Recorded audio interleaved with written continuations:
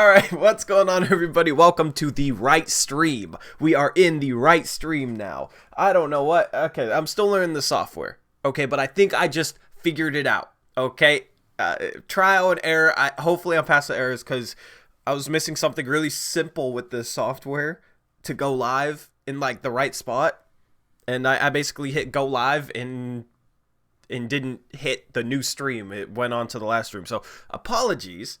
We should be good to go. If you donate, it should show up there. Yeah, we got the YouTube numbers up there. Okay, so everything is connected. And we're good to go. So anyway, it's 4:30. So let's hop straight into picks against the spread. Then we'll hop into trade rumors. This is gonna be all about trade rumors. Okay. Please do not cheat on picks against the spread. Me and Eric have not looked at the records, okay? These are our picks that we made before the game. So you guys might have a little bit of a handicap if you've seen the records, but just try and be as honest as possible. You guys are in last, so you guys kind of need it, but we're both catching up to Eric. I had a great Friday. I was 7-1.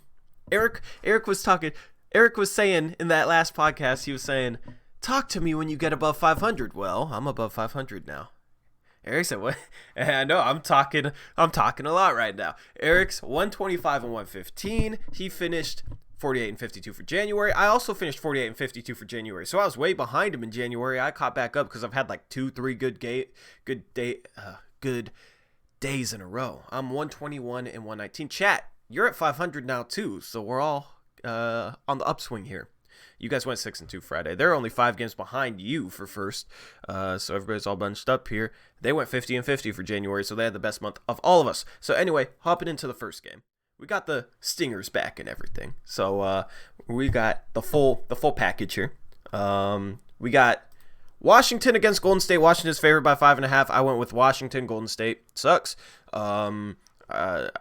Washington's probably up right now. Who knows? But don't check the score. All right, just vote in chat. Golden State or Washington.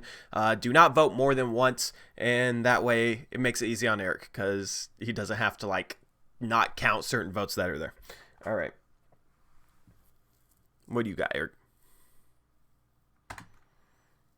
All right, you had Washington.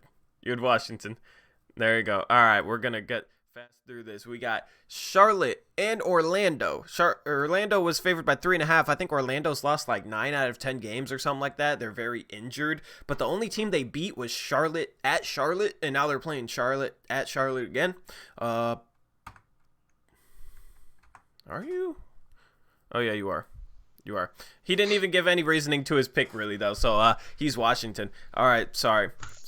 We're off to a rough start here, but the rest of this podcast is going to be awesome because we're talking about a bunch of trade rumors that are popping off right now. I got a lot of energy waking up to trade rumors, so we're gonna come on strong later on in the stream. All right, Eric, I had Charlotte. You had. I had Orlando, I think. Yeah, he's forgetting all his picks. All right, on to the next one.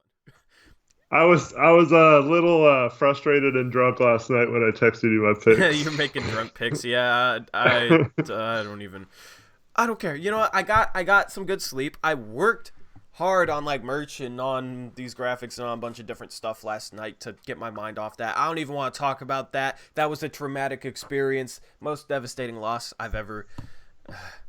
Probably the most devastating loss ever.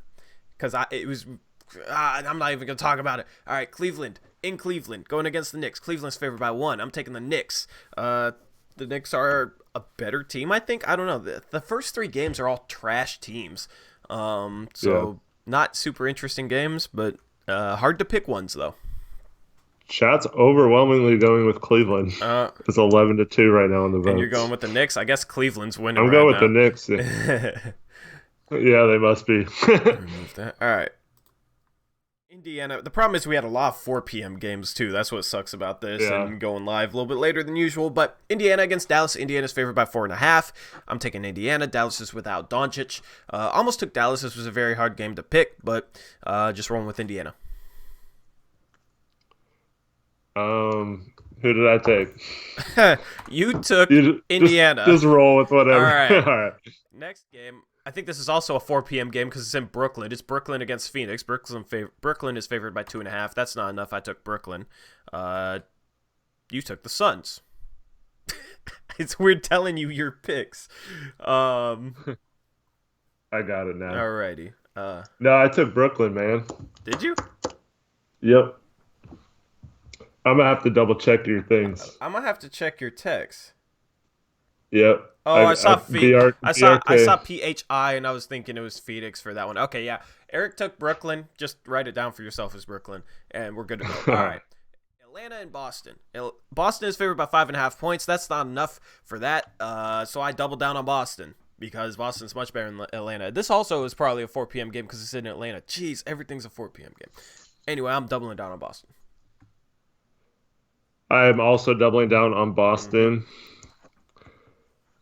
Yeah, I guess Kemba's out tonight, so that kind of sucks. Yeah, but see, I didn't know that. I was thinking the same thing. Trae Young might possibly be out too, though. And Chat's all going with Boston, so that's probably a good reason. Bro, Chat's using this opportunity to strike, man.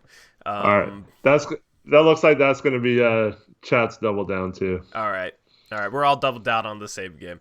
I gotta catch up on that. Miami Give me just a second. Okay, sorry. Actually, I'll just talk about this game slowly then. Miami, Philadelphia. Miami's favored by 3. This is another 4 p.m. game, I assume, because it's in Miami.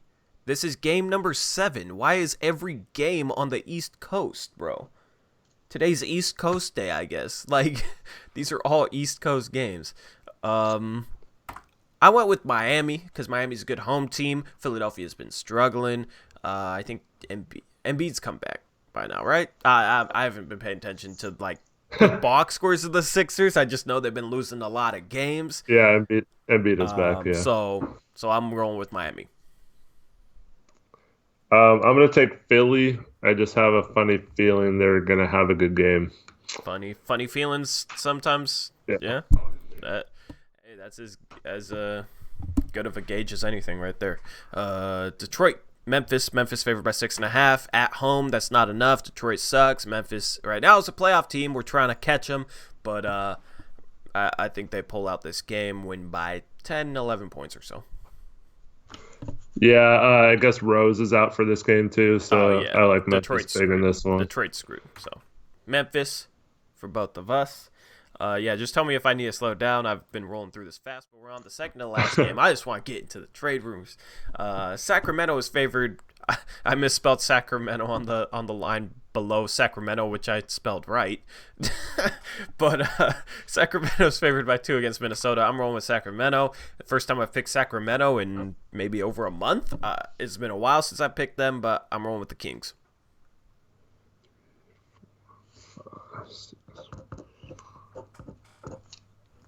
I am going with Sacramento as well. Yep. Timberwolves suck lately. Yeah. This was a tough game. There's a lot of games between awful teams today, crappy teams, which are the hardest to pick in my opinion. Anyway, last game. You got the Spurs facing off against the Clippers in Los Angeles. The Clippers are favored by 10 points. I think that spread's too high. I'm taking the Spurs. Still got some talent on that team. You got DeRozan, you got Aldridge, you got Patty Mills is having a great year. DeJounte Murray, Derek White. They're just a lot of talent there. So I think the Spurs lose, but not by more than 10. I like the Clippers because I think they're relatively healthy for this game. Yeah, that's always. So that's why I went with the Clippers. They're always hard to pick for that reason. They're always hit or miss. So anyway, one final promo before we get into trade rumors. All right, Patreon. I need to update this graphic. I need to put Eric Glazer under superstars because he's a superstar now. He's evolving, and then I gotta put Josh Sargent on there. But there's a link to our Patreon in the description below. If you want to appear on a post-game show or a live stream, then you can do that by donating to Patreon. I like giving you guys the opportunity to come on the channel. I reach out to whoever is a superstar or all-star each month. A couple of the people don't message me back. You know, we've only had plays on here, but giving everybody that opportunity if you guys want it. I know you guys got lives, busy lives and whatnot, but that opportunity's there for you guys. So anyway,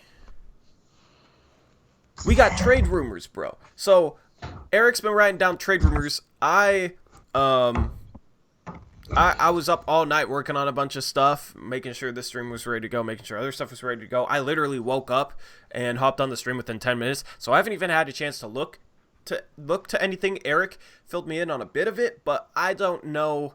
I don't think I know all the stuff he has written down as far as trade rumors. So I'm looking forward to getting filled in on this. He's going to go down his list. We're going to talk about trade rumors. We're going to talk about our thoughts on them. And that's going to be the rest of this podcast. This is going to be fun. So, Eric, I'll let you take things over. All right. So the big news today is that Capela, Houston definitely wants to trade Capela. They've had some success playing an all like 6'6" and under lineup lately, which is crazy. But they want to get a first so that they can get a slightly cheaper wing and a slightly cheaper center instead of just having one center. So they're really hot after Covington or Iguodala, and they need a first. Because they've traded a bunch of their first when they got Westbrook, so they need some picks to be able to do that. So the rumor today was that Boston was trying to deal for Capela. Capela makes about $14.8 million this year, so Boston would have to get a little over $10 million in salary out to make that work. Cantor and Theis add up to just under the amount they needed, so they could throw in someone from the end of their roster. And this is what we said too: is they don't have enough salary to match Whiteside because they'd probably they'd have to trade Smart and like Theis and Cantor, and they wouldn't want to trade Smart for Whiteside. Smart's the heart and soul of their team, but Capela works out for them because he's actually pretty cheap. He's only making $14 million this year. $14.5 million. So it's easier for them to match salary. They can do it with Cantor and Theis, and maybe they have to throw somebody else in, but it's a lot easier for them to sort out a deal around that. And what's intriguing about this is apparently Houston is looking for another team to take Cantor on, which he's a guy who we already know fits on our roster, and maybe you could use that to justify trading Whiteside in a couple days if you have Cantor aboard, because he fits into the trade exception we got in the Bazemore trade. So you could say, yeah, I know it's tough to trade Whiteside right now with how he's playing, but we made it to the Western Conference Finals with this guy Cantor. Then you don't have to worry about getting a center back in the Whiteside trade. You can just get the best possible player. Cantor fits more as a backup than Whiteside does too. You know what I mean? He'd be fine being a backup. He was a backup to Nurkic last year. We'd get a chance to run that back basically. It'd be kind of interesting for Olshey to just acquire a bunch of players who were on our team just last year, but he already did it with Swanigan and Cantor. But it's a good idea, I think. And it would be it kind of goes with all the people who are saying like we shouldn't have stripped our team much that summer. So you have like kind of the best of both worlds. We have some improvements, and then we get some of those guys back that helped us. So and then if Nurk doesn't come back, you have a guy who helped you in the playoffs last year. Who knows what would have happened if he didn't hurt his shoulder? He probably would have been even more effective than he was. I know there's a little bit of drama with him, especially when he switches teams. But if they could use that to justify not worrying about trading Whiteside, then I'm all for that. Yeah. Another guy that's fits it's almost the same contract as Aaron Baines from Phoenix. So, like as a worst case scenario, we could probably offer something to Phoenix to get him if we traded Whiteside elsewhere. And then we don't really have that long before we start to get guys back, hopefully, too. So, keeping Whiteside is probably going to happen still, but I'm just holding out hope that something like that becomes available where we get a Cantor for basically free just because it frees up money for Houston to do something else. And,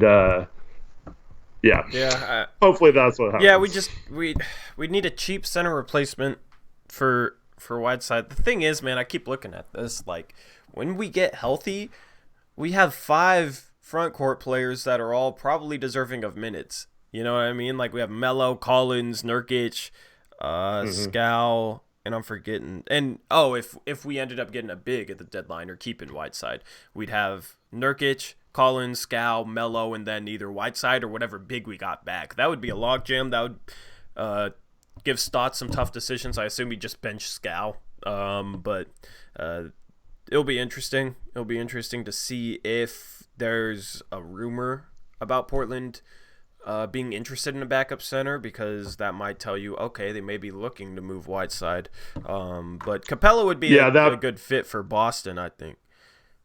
That part I just threw in with Portland. Yeah. That's just our speculation. We're going to try and tie back, okay, how could this affect Portland? Since we're Blazers Uprise, it only makes sense. But Capela makes sense, man. Capela makes sense. He'd be an upgrade, and they have 3 picks this year. They have Memphis's pick, they have their own pick, and they have Milwaukee's pick. Who knows what pick they'd give up for Capela or how much they'd give up in terms of asset capital. But if Houston can get back a pick and then attach it to their pick and get back Covington somehow as part of a 3-team deal, that would be a great trade for them, I think. If they could get back Tice and Covington and only have to give up a first-round pick and Capela for it. Tice is a more mobile big, can be their center replacement, but doesn't have to play as much. He's more of a role player, and then Covington would be their guy to stick on LeBron or Kawhi or guys like that. Yep. But yeah, I guess Atlanta's also interested in him, but they're kind of balking at giving up a first. But they do have several expirings and stuff they could throw in there. I was thinking. But yeah, I think Capela is definitely going to be dealt, and that could create some dominoes for teams that are looking for centers.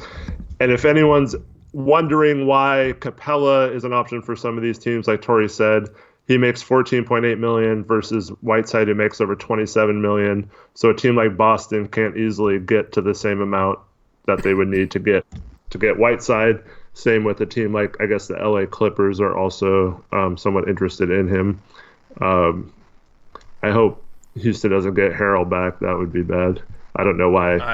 I know. It'll be so interesting to watch the Clippers, man, because that wasn't a team we were really looking at as possibly making noise. But there's been a ton of rumors surrounding them that they might make multiple trades, not just one. So Harrell might be available. I don't think Harrell really makes sense as a target for us because he deserves more than 24 minutes a game, but I don't think he's better than Nurk, you know what I mean? And he's going to get paid. He's going to get paid probably a max contract this offseason. That's why the Clippers would trade him in the first place, because they don't want to pay him $30 million a year. But he doesn't make sense for us because he's probably not going to come back if he ends up being a backup setter. And it doesn't make sense to pay him to be only a guy playing 24 minutes per game if we're having to pay him $30 million or whatever it is, whatever his price tag is. So Harrell doesn't make sense as a target for us, but for some other teams out there, that could be a really interesting target. I think Harrell to Atlanta would be very interesting. Harrell to just a place where he can start and do what he does, hopefully against starters and hopefully play more minutes. Could he be a 20-point per game, over a 20-point per game guy? His per 36 stats look great, but he does a lot of that against backups. So, it'll be interesting to see what the Clippers do.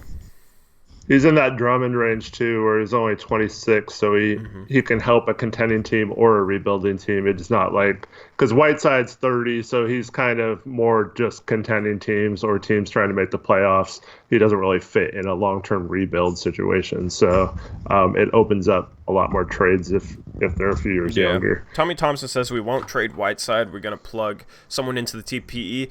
I highly doubt that because we did that Ariza trade. A big part of that was to save tax money. We're not going to take on some role player and make Jody pay an additional $10-11 million just so that we can have a role player on our team. I've seen people talking about Damari Carroll. Eric was telling me people were talking about Damari Carroll, who's awful, but he makes $7 million. We're not going to trade the TPE for him and make Jody pay an additional $12-13 million just so we can have Damari freaking Carroll on the team. That's not going to happen. I don't think we use the TPE unless it's part of a deal where we're sending Whiteside somewhere, to be honest. Or maybe it's part of a deal where we're sending like Scal and Hazonia out, but we can't, like, it doesn't quite match the salary. I don't think we'll just use it willy-nilly, not send something out. Yeah, you could justify a little bit of that by sending Hazonia out and then saying you get his player option off the books for next year, and free up a roster spot. But yeah, they'd have to probably give us something worth taking on that money, like a couple seconds to replenish some of the picks we've traded, and then we could use those in other trades. But yeah, it's I don't know about Carroll being a fit. He's definitely worse than Ariza. Yeah, it's not a fan, man. He's been awful in San Antonio. Pop won't even play him. Like, he's been a bench warmer. He hasn't been somebody who plays there. So anyway, next rumor. So Minnesota's involved with all kinds of rumors right now. They suck. They're on a huge losing streak. It started when Cat went out, but like they've been terrible since he's come back. But they make no sense right now, and Golden State was rumored to kind of call them out on this. Mm-hmm. So apparently they offered the standard Covington and Jang for D'Angelo Russell. Yeah.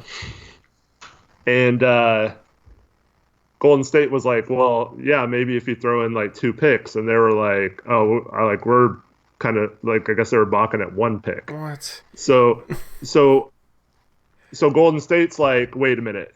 You're saying you want 2 first-round picks for a Robert Covington trade, but you're not even willing to give up 1 pick for D'Angelo Russell? Like, how does that make sense? Yeah. Like, if you're gonna make trades, like, you have to make sense. Like, yeah. I mean, they just overvalue Covington. They value Covington as much as they value D'Angelo Russell, apparently. Well, they're valuing him more because he's worth 2, and then. Weren't they balking at giving up 1 first-round pick on top of Covington? Yeah, so yeah, basically Covington's worth 2, but D'Angelo Russell's only worth 1. But there was other trade scenarios where it wouldn't be with Covington too, and they weren't willing to give up a pick in those either. Oh, so. Okay, now that makes sense. That's ridiculous, man. Minnesota has been incompetent for years. They made the playoffs once by selling their soul for Jimmy Butler, and then Jimmy Butler, we all know what happened with him in Minnesota. That completely blew up in their faces after 1 year of getting the 8th seed. And now they're sitting here asking for 2 first-round picks for Robert Covington and really want D'Angelo Russell, but won't give up a pick for him, even though it would make Karl Anthony Towns happy. Yeah, Karl Anthony Towns is not going to stay in Minnesota for the rest of his contract. He's going to demand a trade and cause some uprise because that's an incompetent organization, man. Like, D'Angelo, that's like one of the places where D'Angelo Russell fits. Like, his game doesn't fit in many places, but that's one of the places. And he's good friends with Karl Anthony Towns, and he's young. He fits the age timeline, and in like 3-4 years, when Devin Booker becomes a free agent, whenever that is, Minnesota could actually be a player with him because they've said they all want to play together. So if you want to keep your star happy, you need a point guard. You need somebody younger. God, man, it's just so stupid. If they flub this situation this year, though, that's why he could be available this summer, and exactly why we need to trade Whiteside for someone who we can trade for him along with picks and young players this summer. So we won't be.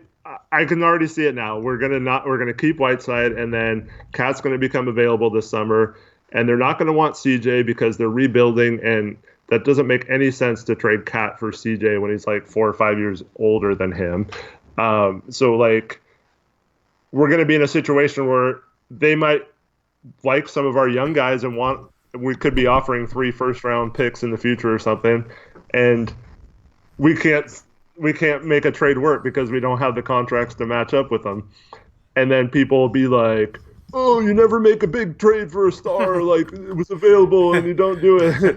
And the same and people it'll that be are telling because me, we oh did no, trade. we can't trade Yeah, Whiteside. What are you talking about, man? yeah, And I'm sitting here talking about like, okay, we need contracts to be able to match salary in a trade this offseason. And then once this offseason comes, they're gonna forget what they said then and say, oh, she's not making a big move. And I'll say, well, we don't have the contracts to match in a trade during this offseason.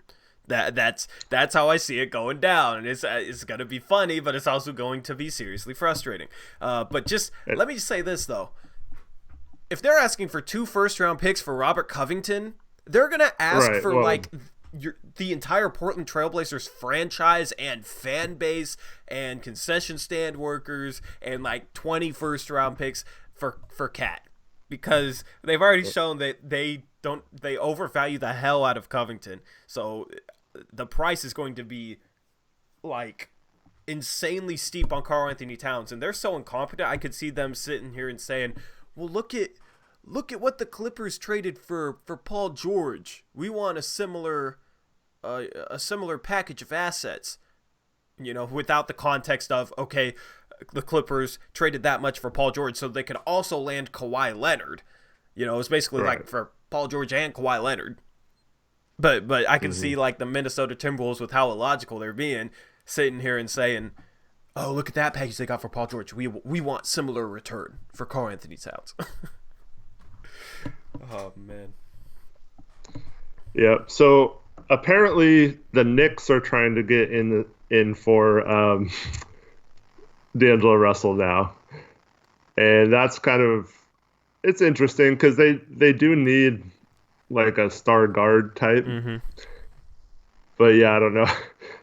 That just seems like it would turn out bad. Yeah, I mean, dude, the New York Knicks thing to do would be to trade for D'Angelo Russell and then go like really hard after Andre Drummond and maybe sign him, and then like, oh, we're back, we got D'Angelo Russell and Andre Drummond. Yeah. And it's like, no, you're not, because those players are questionable with how much they help you win. You know what I mean? Like, Andre Drummond has the empty stats argument put on him, but his advanced numbers look noticeably worse than Whiteside, and he's noticeably less efficient than Whiteside. Drummond has like a 54% true shooting percentage. Whiteside's like 63%. So that would be the Knicks thing to do, though. So People's Mix is saying the Wolves have around $9 million in cap space. It would be the opposite. Portland would have to have the cap space in order to make that trade work.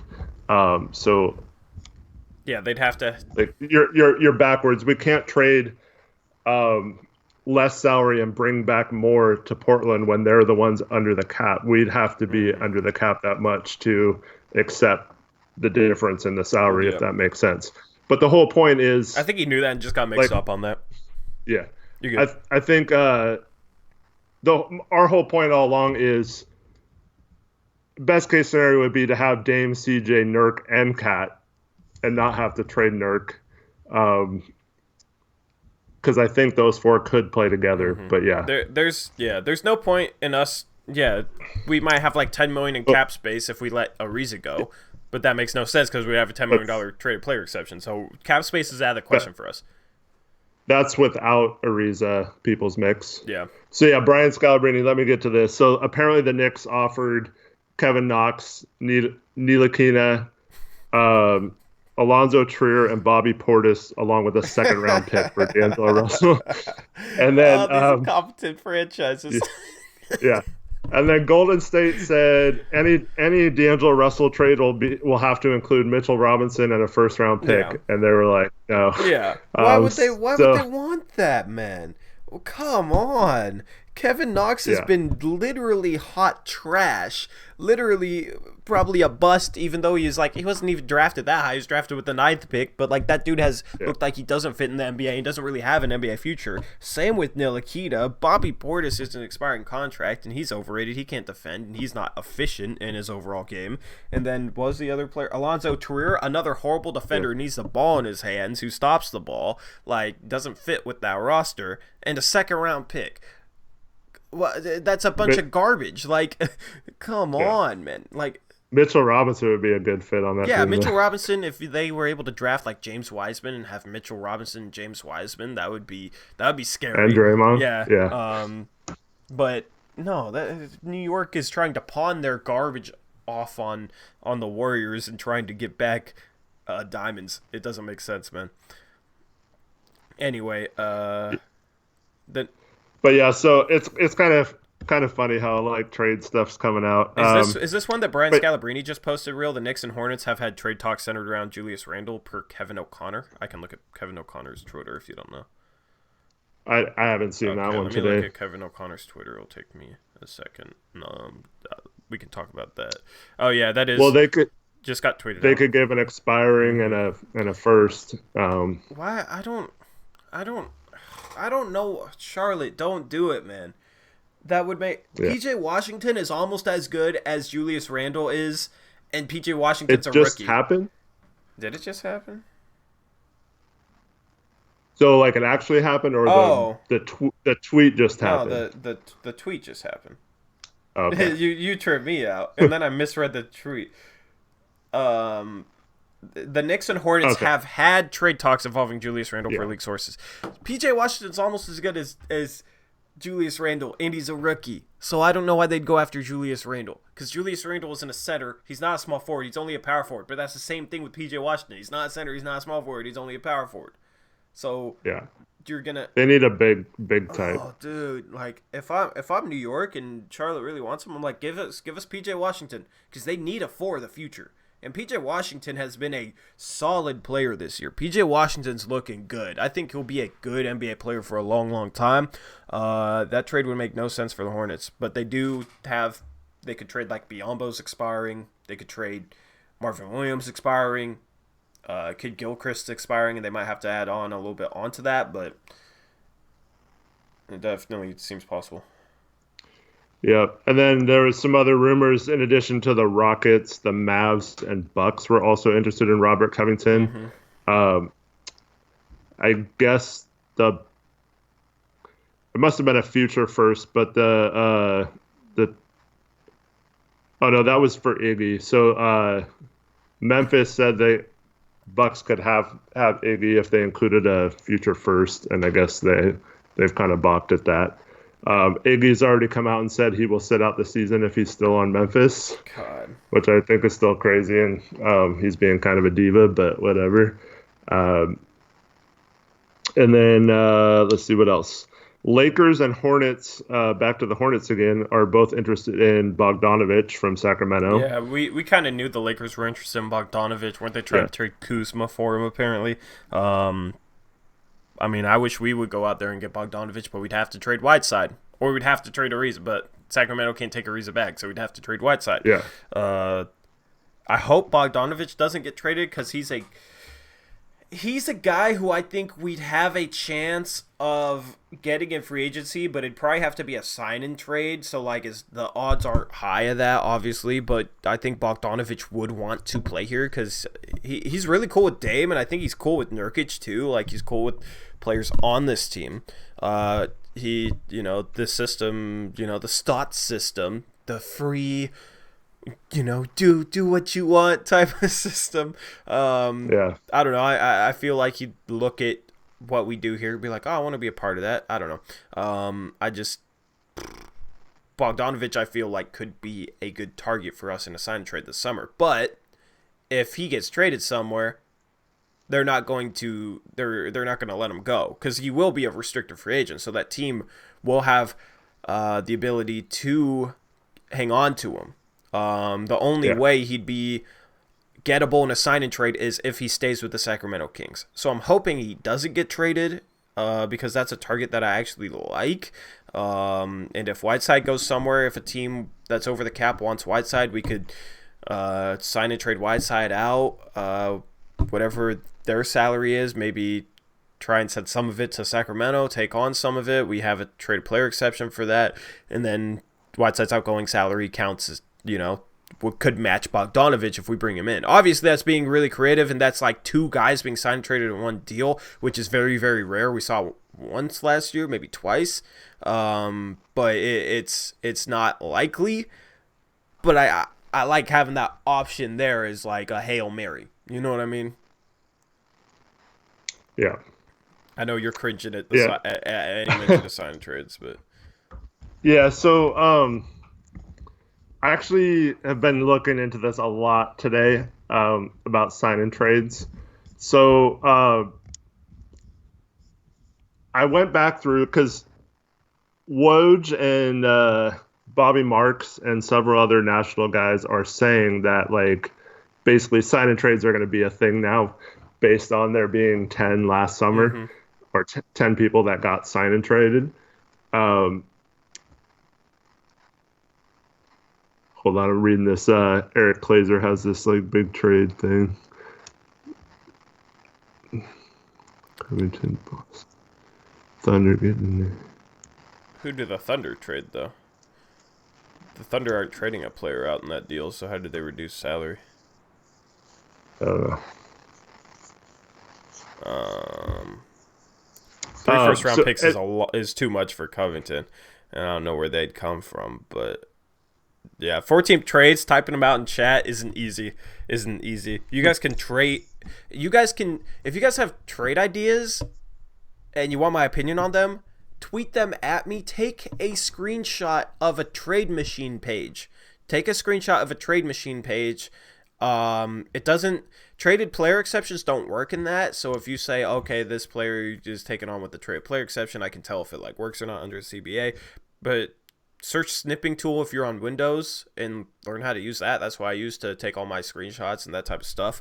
But send me, if it's like a 3-team trade, you got an idea, send it at me on Twitter. You can snip it. You can send it at Eric too. Eric's at HoopsJock. I'm at Tori Jones YT. Our Twitter handles are up. Mine's right there. Eric's is right there. So, yeah. Next rumor. So I just want to mention the sign and trade thing. Okay. So even though like most of them have a benefit to doing them, almost all the situations recently, I'm having a tough time coming up with ones that happened in the past. Maybe Chat can help with this, where a team did not have salary cap space and made a sign and trade to get someone. The closest one I can think of is the Gallinari trade, but Houston had, or the Clippers had to give up, like Jamal Crawford was making like 10 million or something, and they had to give up a first round pick to Atlanta to make it a 3-team trade, and Atlanta basically waived him and just took the first round pick. So not only did they get Gallinari, but they had to give up a bunch of stuff to kind of half match salary, because I think they only had about 10 million out of the 20 million they needed. So that's like the closest I can think of to one where a team just flat out didn't have cap space, agreed to terms with a free agent or something, not having the space to do it, and then worked out a trade with that team, and it actually happened. Almost all the other sign-in trades are usually like a restricted free agent. For example, Brogdon last year. Yeah. Indiana could have just signed him, but they risked that the Milwaukee would match, and then they wouldn't get him. So they call Milwaukee and say, "Hey, what would it take to give up for you to not match this deal and to just trade him to us instead of having to worry about if you're going to keep him or whatever?" So they give up a pick. I forgot if it was a first or how much ever picks they gave up to do that. So Milwaukee gets a first, and then, you can't sign and trade somebody to a team that has the cap space to sign them. Okay, that's an example of that. Got you, because we were talking about that a couple days ago. Yeah.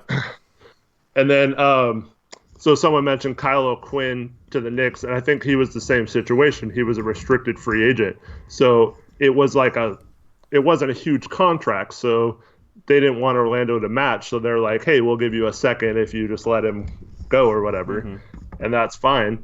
Dellavedova, I believe, was the same way, where he was coming off his 3rd season, so he would have had to have been a restricted free agent in that one too. So it's kind of like Bogdanovich this year. I can't think of an example where someone was traded. People's Mix says Kyle O'Quinn was an unrestricted free agent, but I don't think the Knicks gave up any players back to the Magic, did they? They had the space to sign him outright, I think. I think it was just for like a second round pick or something like that in that trade. Yeah. I could be remembering that one wrong, but almost every other trade this summer. So like Golden State, the Durant, D'Angelo Russell trade was basically Durant could have signed with Brooklyn without having to do a sign and trade. It did help them save a little bit more money, so they had a little bit more to offer to DeAndre Jordan, I think. But Golden State had to give up a first-round pick to Brooklyn and trade Iguodala with another first-round pick. So they gave up two first-round picks and Iggy just to get D'Angelo Russell and something for Durant back. So that was a situation where they didn't want to lose Durant for nothing, and so they made that deal knowing that they had to give up assets that they could trade Russell in the future and recoup those assets instead of losing Durant for nothing. But overall, there's not many cases of where, like LaMarcus Aldridge, when he left the Blazers, he could have possibly signed with a team that didn't have cap space, and we would have had to work out a sign and trade. But they almost all situations they just end up signing with the teams that have cap space, because those are usually the teams that he would get meetings with or would agree to meetings with. Because like if you're a big free agent, why would you agree to a meeting with some team that doesn't have cap space unless it's like a really awesome situation and you really want to be there? But a lot of those teams, like who's the biggest free agent this summer? Like the number one free agent? Well, it was, if you had the number one free agent and he wanted to go to like Anthony Davis. Yeah. If Anthony Davis wanted to go to the Clippers this summer instead of the Lakers,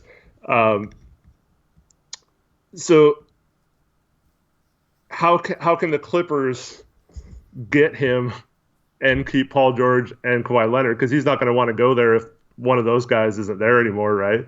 So I'm just using that as an extreme example, but like he probably wouldn't even meet with the Clippers because realistically there's no real way for him to get onto that team. So yeah, it's just like I just don't understand the people who are like, oh, keep Whiteside, we'll sign and trade him this summer, and then you got Woj and Bobby Marks and all these people today saying, oh, sign and trades are a thing. And Bobby Marks mentioned the fact that there was 10 and there was like 0 the year before and 1 or 2 the years before that. So like, I mean, I kind of think of that as an outlier just because of like unique circumstances, like Charlotte and Boston trading. They both were signing a player from the other team and just traded them back and forth. Same with Brooklyn, Golden State. You just had a lot of movement, a lot of crazy stuff happen.